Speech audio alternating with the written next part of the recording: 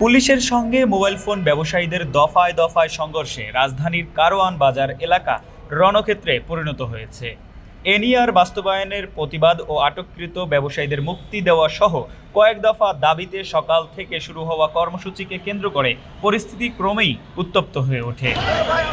রোববার সকালে পরিবার নিয়ে কারওয়ান বাজারের মোড়ে অবস্থান নেয় ব্যবসায়ীরা।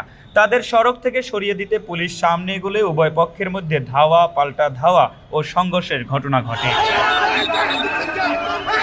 পুলিশকে লক্ষ্য করে ছোড়া হয় ইট পাটকেল। এতে এলাকা জুড়ে আতঙ্ক ছড়িয়ে পড়ে, বন্ধ হয়ে যায় আশপাশের দোকানপাট, ব্যাহত হয় যান চলাচল। পরিস্থিতি নিয়ন্ত্রণে আনতে পুলিশ পাল্টা সাউন্ড গ্রেনেড ও টিয়ারশেল নিক্ষেপ করে। পরে আন্দোলনকারীরা পিছু হটে বাংলা মোটরের দিকের সড়ক সহ অলিতে গলিতে অবস্থান নেন এবং সড়কে আগুন জ্বালিয়ে প্রতিরোধ সৃষ্টি করেন। কিছু সময়ের জন্য স্থিতিশীল হলেও দুপুরের দিকে আন্দোলনকারীরা সড়কে অবস্থান নিতে গেলে আবারও পুলিশের সাথে ধাওয়া পাল্টা দেওয়া তৈরি হয়।